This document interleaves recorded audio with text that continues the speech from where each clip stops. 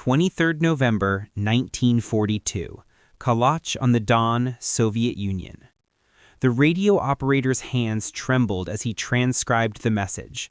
Around him, officers of the German 6th Army headquarters stood frozen in disbelief, their faces ashen in the dim lamplight. The words coming through the static were impossible, yet undeniably real. Soviet tank columns had broken through the Romanian lines to the north and south. The two pincers had met at Kalach, 50 kilometers west of Stalingrad. The encirclement was complete. General Friedrich Paulus stared at the map spread across the table, the red circles marking Soviet positions now forming a noose around his entire army. Over 290,000 German and Axis soldiers, the pride of the Wehrmacht, veterans who had conquered France and driven deep into Russia, were now trapped in a frozen pocket of ruins and steppe. Outside, snow began to fall, gentle and silent, covering the landscape in white.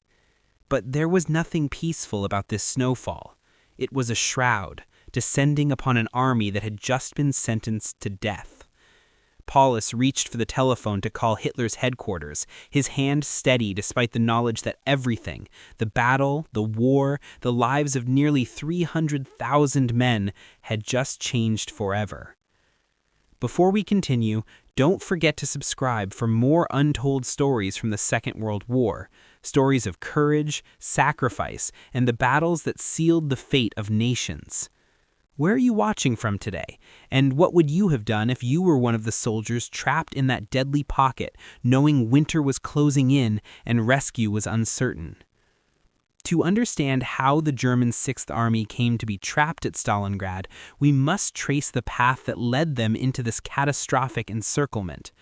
Operation Barbarossa, Hitler's invasion of the Soviet Union, had begun on 22 June 1941 with overwhelming force and ambition. 3 million German troops, supported by over 3,000 tanks and 2,500 aircraft, had crashed across the Soviet border in the largest military operation in human history. The initial successes were staggering. Entire Soviet armies encircled, hundreds of thousands of prisoners taken, vast territories conquered. By December 1941, German forces stood at the gates of Moscow, so close that officers could see the Kremlin's spires through their field glasses. But then, winter arrived with savage fury. Temperatures plunged to -40 degrees Celsius. German soldiers, equipped only with summer uniforms and light overcoats, froze in their positions. Engines seized, weapons jammed. The frozen ground became harder than concrete, making it impossible to dig defensive positions. And the Red Army, bloodied but far from broken, launched a massive counteroffensive that pushed the Wehrmacht back from Moscow's outskirts in chaotic, desperate fighting. Hitler, enraged by the failure to capture Moscow, redirected his strategy for 1942. Instead of another direct assault on the Soviet capital, he would strike southward toward the oil fields of the Caucasus. Without oil, the Soviet war machine would grind to a halt. Tanks would sit idle, aircraft would never leave the ground, the entire Red Army would collapse. But standing directly in the path of this southern offensive was a sprawling industrial city on the western bank of the Volga River, a city that bore the name of Joseph Stalin himself. Stalingrad had to fall. For Hitler, the symbolic importance of capturing the city named after his greatest ideological enemy became an obsession.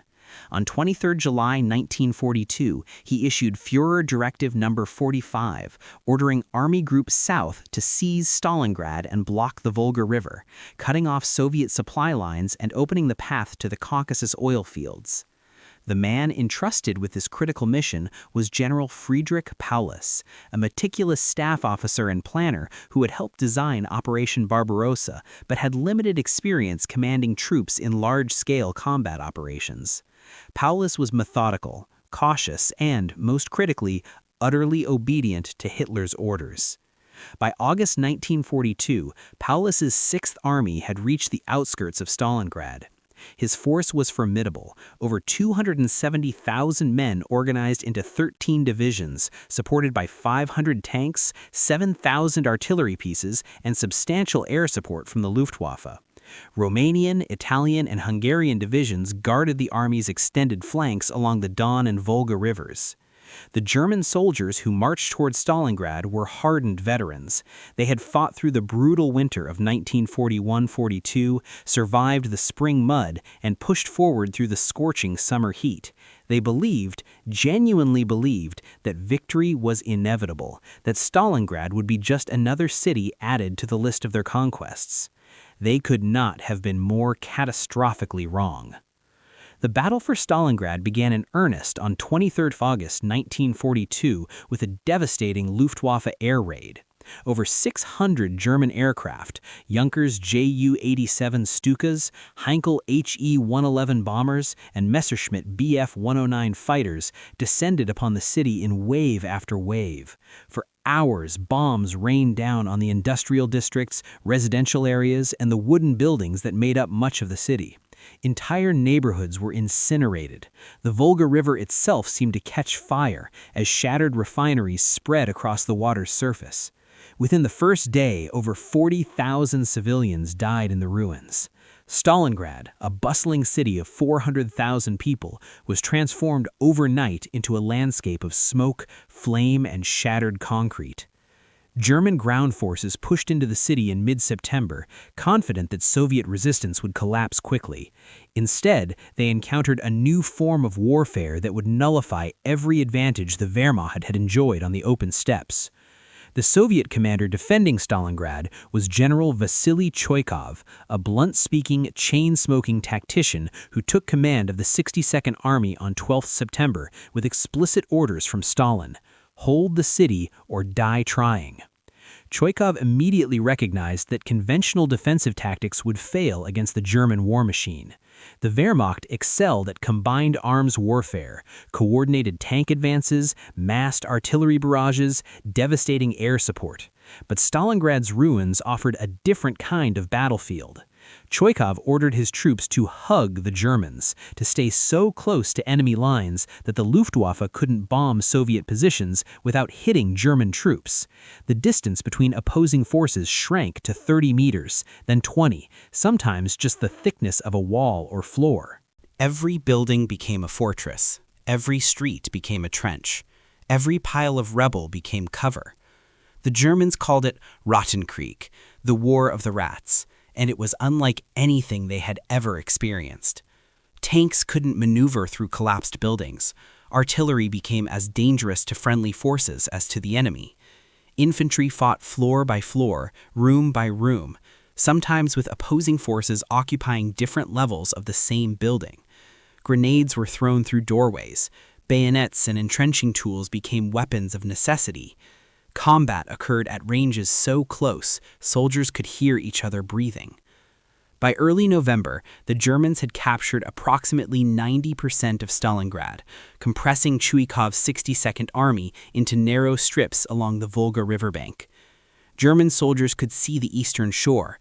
Victory seemed tantalizingly close. Just one more push, one more assault, and the city would finally fall. Paulus committed his last reserves to capturing the factory district in the north. The fighting reached a crescendo of violence and desperation. Casualties mounted on both sides, but the Soviets refused to break.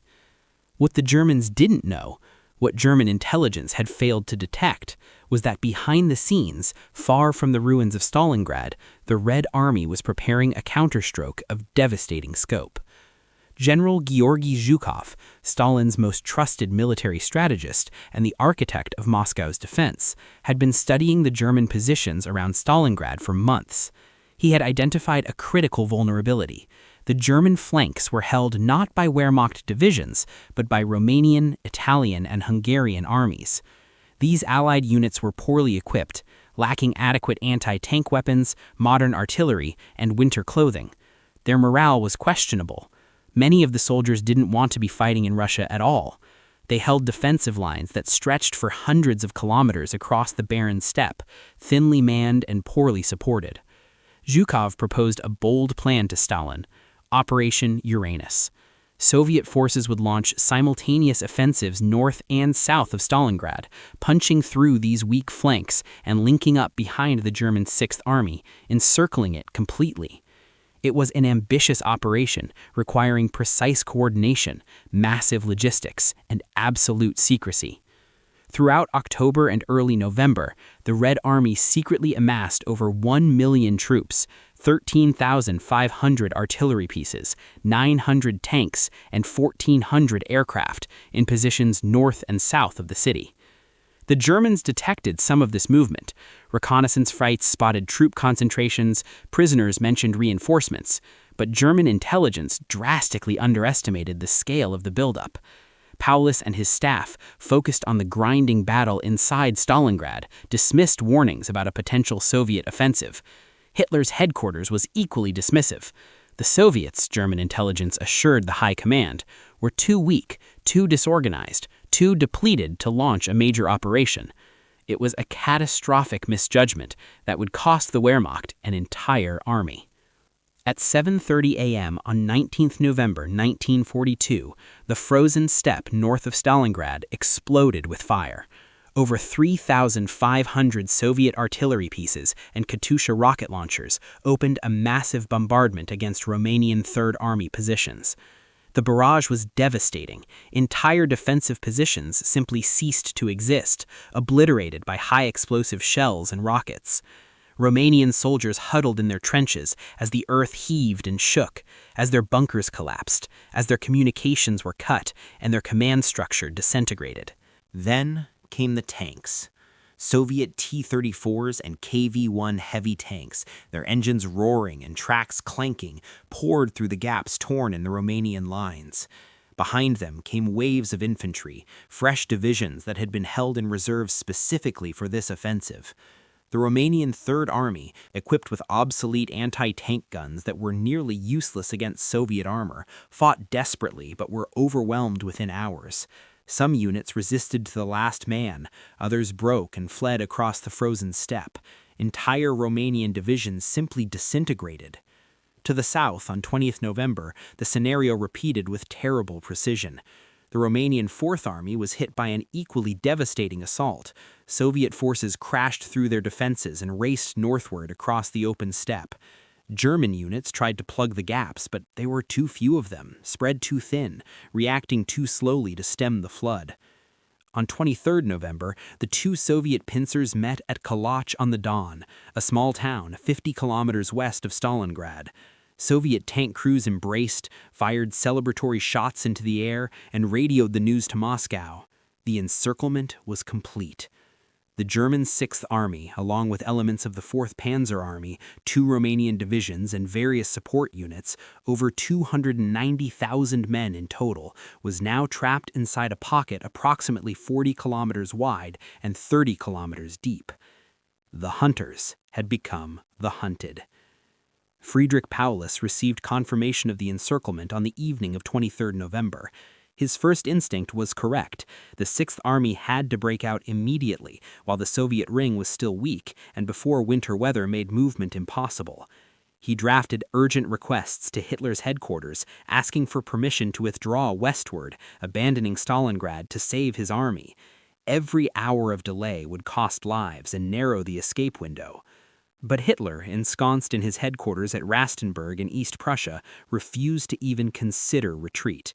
Stalingrad, he insisted, must be held at all costs. The city bore Stalin's name. To abandon it would be a propaganda disaster and a strategic catastrophe. More importantly, Hitler had convinced himself that the Sixth Army could be supplied by air while a relief offensive was organized to break the encirclement from outside. Reichsmarschall Hermann Göring, commander of the Luftwaffe and Hitler's closest confidant, made a promise that would doom 290,000 men. He assured Hitler that the Luftwaffe could deliver 500 tons of supplies per day to the encircled army, the minimum needed to sustain the troops in combat operations, feed the soldiers, provide ammunition, and evacuate the wounded. It was a recklessly optimistic assessment based on wishful thinking rather than logistical reality. The Luftwaffe possessed barely 750 transport aircraft across all fronts, many already committed to other operations. The nearest functional German airfields were over 200 kilometers from the pocket. Soviet anti-aircraft defenses were formidable and growing stronger. Weather conditions in late November and December would be among the worst in decades. But Hitler believed Göring's promise. On 24 November, he issued a direct order to Paulus. The Sixth Army will hold Stalingrad and await relief from outside. Supplies will be delivered by air. Paulus, the obedient staff officer, accepted the order. He later claimed he had no choice. Disobeying a direct Führer order meant execution not just for himself, but potentially for his family. Other German generals would later argue that Paulus should have acted independently, that he should have ordered a breakout on his own authority. But Paulus was not Rommel or Guderian. He was a cautious, methodical officer who followed orders. And so he ordered his army to dig in, establish defensive positions, and wait for relief. The airlift began on 25 November 1942. It was a disaster from the first day. The Luftwaffe's attempt to supply the Sixth Army by air was doomed from the outset by simple mathematics and harsh reality. The encircled army needed 500 tons of supplies per day just to survive: food, ammunition, fuel, medical supplies, winter clothing. This would require approximately 250 Junkers Ju-52 transport flights per day, assuming perfect weather, no losses, and maximum payload capacity. In reality, the Luftwaffe could barely muster 100 flights per day under ideal conditions, and conditions were far from ideal. On 25 November, the first day of the airlift, only 22 Ju-52 transports reached the pocket, delivering approximately 30 tons of supplies. The following day was worse. Soviet fighters, Yak-1s and Law-5s, patrolled the skies, hunting the slow, vulnerable transport planes. Anti-aircraft guns ringed the pocket, filling the air with deadly flak. German aircraft were shot down in droves. Others crashed attempting to land on the makeshift airstrips inside the pocket, which were under constant Soviet artillery bombardment and barely maintained in the freezing conditions. Blizzards grounded entire squadrons for days at a time. Visibility dropped to zero.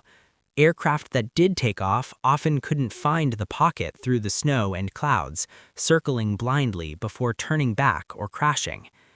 Even when flights succeeded, they often delivered the wrong supplies: fur coats instead of ammunition, champagne and tinned lobster meant for officers' Christmas celebrations instead of bread and medical supplies for starving, wounded troops. By early December, the airlift was averaging barely 100 tons per day, 1/5 of what was needed. Some days, almost nothing got through. German soldiers inside the pocket began to starve. Inside the encirclement, conditions deteriorated with terrifying speed.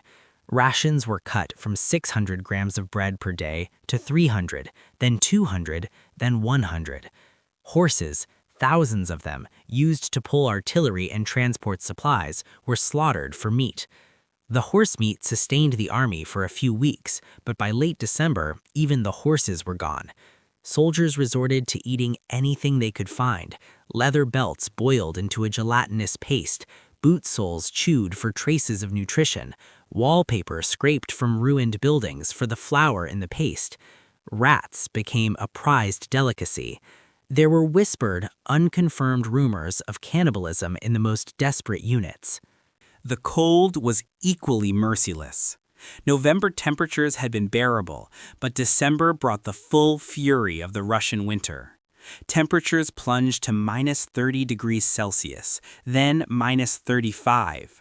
German soldiers, still lacking proper winter uniforms, wrapped themselves in rags, newspapers, and blankets stripped from corpses. Frostbite claimed thousands. Fingers and toes turned black and had to be amputated without anesthesia. Doctors had run out of medical supplies weeks earlier. Men simply froze to death in their positions, found sitting upright in their trenches, stiff and ice-covered. Disease spread through the pocket like wildfire. Typhus, transmitted by lice that infested every soldier, killed thousands. Dysentery from contaminated water and spoiled food killed thousands more. The field hospitals overflowed with wounded and sick, but doctors could do almost nothing. There were no antibiotics, no anesthetics, no bandages, no blood plasma. Men died from wounds that would have been easily treatable under normal circumstances. One German doctor wrote in his diary, "I have become a witness to death, not a healer. I watch them die, one after another, and I can do nothing." Morale collapsed. Soldiers who had been elite troops just months earlier now moved like zombies through the frozen landscape. Their eyes were hollow, their faces gaunt, their movements slow and mechanical. Letters home, those few that could be flown out on returning aircraft, grew increasingly desperate. One soldier wrote to his wife, "Do not wait for me. I will not be coming home. Tell our children that their father loved them and that he died for nothing." While the Sixth Army starved and froze inside the pocket, German High Command was organizing a relief operation. Field Marshal Erich von Manstein, one of Germany's most capable and respected commanders, was given command of the newly formed Army Group Dawn, with orders to break through the Soviet encirclement and rescue Paulus's trapped forces. Manstein assembled a strike force centered on the 6th Panzer Division, an elite formation equipped with Panzer III and Panzer IV tanks, supported by infantry and artillery. Operation Winter Storm launched on 12 December 1942. Manstein's panzers smashed through Soviet defensive lines and advanced rapidly toward Stalingrad. For the first time since the encirclement, hope flickered in the hearts of the trapped soldiers. Radio messages crackled through the static. "Relief is coming. Hold on. We are coming for you."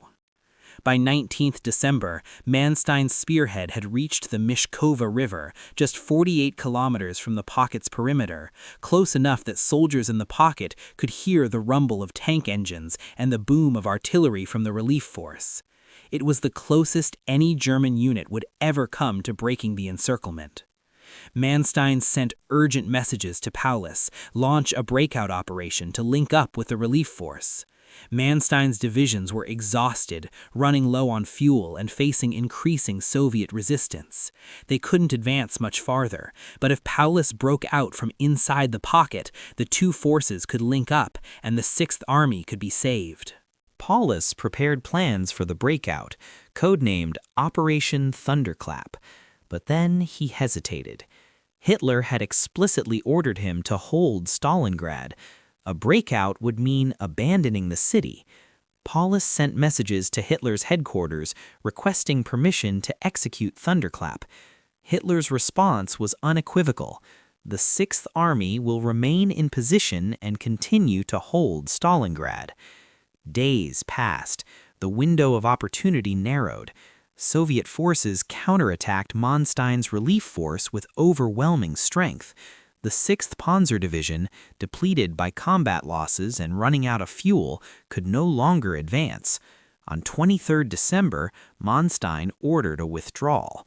Operation Winter Storm had failed. The relief effort was over. Inside the pocket, when the news reached Paulus's headquarters, officers wept openly.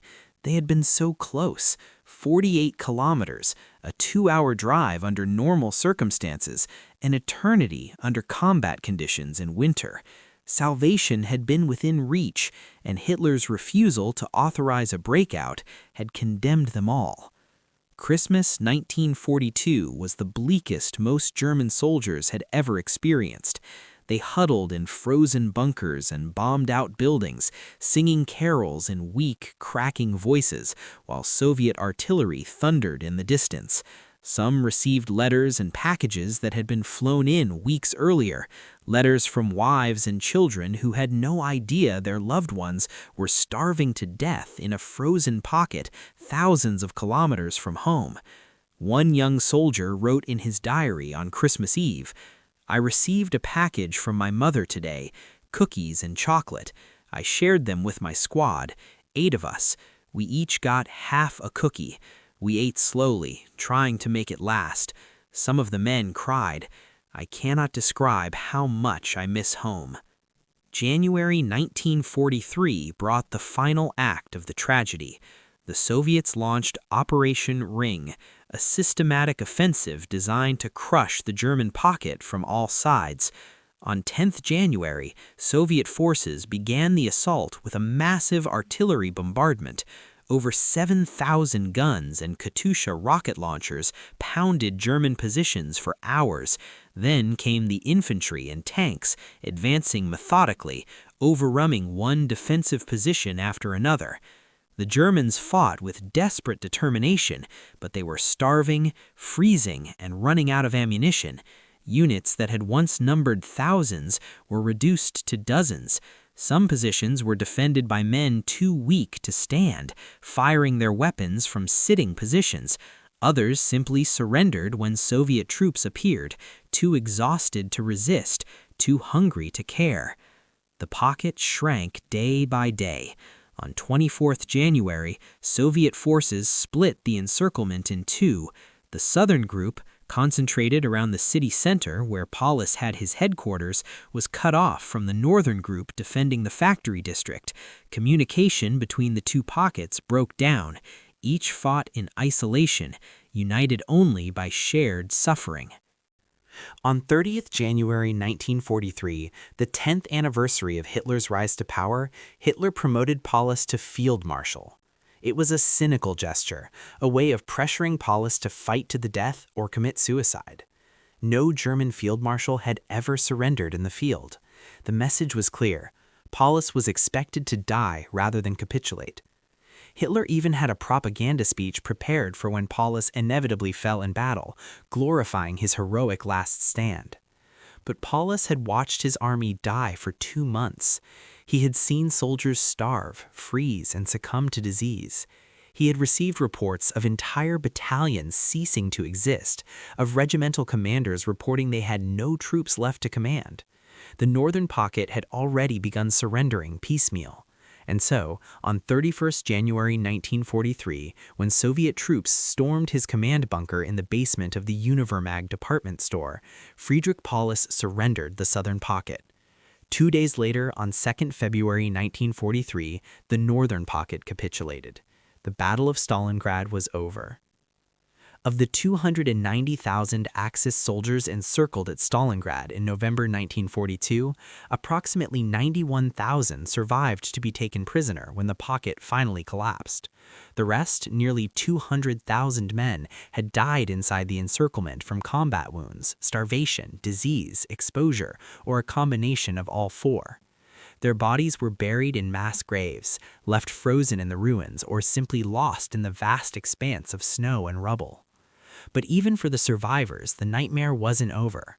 Of the 91,000 prisoners marched into Soviet captivity, only about 6,000 would ever see Germany again. The rest died in Soviet POW camps from continued starvation, disease, exhaustion, and brutal treatment. Soviet camps were overwhelmed by the influx of prisoners and lacked adequate food, shelter, or medical care. Prisoners were forced to march hundreds of kilometers through blizzards to reach the camps. Those too weak to walk were left to die by the roadside. In the camps, typhus and dysentery killed thousands. Prisoners were put to hard labor despite their emaciated condition. Death came slowly and cruelly. The last German prisoners from Stalingrad weren't released until 1955, 10 years after the war ended. When they finally returned to Germany, they were broken men with haunted eyes and bodies ravaged by a decade of captivity. Many never spoke of their experiences. The memories were too painful, the losses too great. The strategic consequences of Stalingrad were immediate and profound. Germany had lost an entire field army, including 24 generals, 2,500 officers, and nearly 300,000 troops. The Sixth Army, one of the Wehrmacht's most experienced and capable formations, had been completely destroyed. The psychological impact was even greater. The myth of German invincibility, carefully cultivated through the early years of the war, was shattered. The German home front, which had been told victory was inevitable, began to doubt. Goebbels' propaganda machine struggled to explain the disaster. For the Soviet Union, Stalingrad was a turning point and a validation. The Red Army had stopped the German advance and destroyed an entire German army.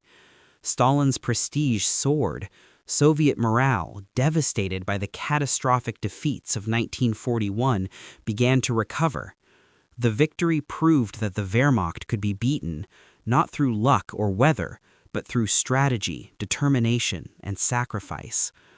From Stalingrad onward, Germany was on the defensive in the east. The Wehrmacht would never again launch a successful major offensive against the Soviet Union. The Red Army began its long march westward, a march that would end in the ruins of Berlin in May 1945. But beyond the strategic implications and the staggering casualty figures lies a profound human tragedy. The German Sixth Army was trapped at Stalingrad not by Soviet military superiority alone, but by Adolf Hitler's refusal to acknowledge reality. Had Paulus been allowed to break out in late November, when the encirclement was still weak, the majority of the Sixth Army could have been saved. Had Hitler authorized its withdrawal during Operation Winter Storm in December, thousands of lives could have been preserved. But Hitler's obsession with holding Stalingrad at all costs, his refusal to ever retreat, his delusion that willpower could overcome logistical reality, these decisions condemned nearly 300,000 men to death. The soldiers of the Sixth Army were not monsters or fanatics. They were ordinary men, farmers and factory workers, teachers and clerks, fathers and sons who had been drafted or volunteered to serve their country. They believed they were fighting for Germany, for their families, for something larger than themselves. Instead, they found themselves trapped in a frozen hell, starving and freezing, abandoned by their leadership, dying slowly in the ruins of a Russian city thousands of kilometers from home. One German soldier, in his final letter before the pocket collapsed, wrote, "We came here believing in victory. We stayed because we were ordered to stay. We died because our leaders valued pride more than our lives. If anyone ever asks what happened at Stalingrad, tell them this: we were sacrificed for nothing." The ruins of Stalingrad were rebuilt into the modern city of Volgograd. The scars of battle have long since healed, but the memory endures.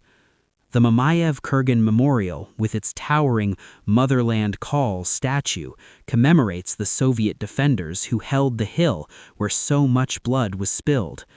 Museums preserve artifacts from the battle, rusted helmets, shattered weapons, letters from soldiers who never made it home. For the German dead, there are no monuments. Their bodies lie in unmarked graves scattered across the steppe, or were never recovered at all. Their names are remembered only by families who waited in vain for soldiers who never returned. They were victims of Hitler's hubris and Stalin's ruthlessness, casualties of a totalitarian war where individual lives meant nothing against the machinery of ideology and ambition. Stalingrad teaches us that leadership decisions have profound consequences, that strategic blunders are paid for in human lives, and that pride and stubbornness can transform a military defeat into a catastrophe. It shows us what happens when leaders refuse to accept reality, when they prioritize symbolic victories over the lives of their troops, when they make promises they cannot keep and issue orders that cannot be obeyed. The German soldiers trapped at Stalingrad deserved better. They deserved leaders who would make rational decisions based on military reality rather than ideological obsession. They deserved a command structure that valued their lives more than propaganda victories. They deserved the chance to fight another day, rather than being sacrificed for a cause that was already lost. And so the question remains, what would you have done in Paulus's position? Would you have obeyed Hitler's orders and condemned your army to destruction? Or would you have defied those orders, saved your men, and faced the consequences? History offers no easy answers, only the stark reminder that in war, leadership decisions determine who lives and who dies, and at Stalingrad, those decisions condemned an entire army to a frozen grave. The story of Hitler's doomed army at Stalingrad is not just a military history lesson. It is a cautionary tale about the cost of pride, the danger of blind obedience, and the terrible price paid when leaders refuse to acknowledge their mistakes. Nearly 300,000 men marched into that trap. Almost none returned. They vanished into the frozen steppe, their lives sacrificed for a victory that could never be achieved, in a battle that should never have been fought. But while Stalingrad marked the turning point in the East, another desperate struggle was unfolding in the deserts of North Africa, a campaign that would determine the fate of the Mediterranean and test the resolve of British and American forces against one of Germany's most brilliant commanders. Join us next time as we uncover the story of El Alamein, the battle that turned the tide in the Desert War. Subscribe now and never miss a story from the conflict that changed the world forever.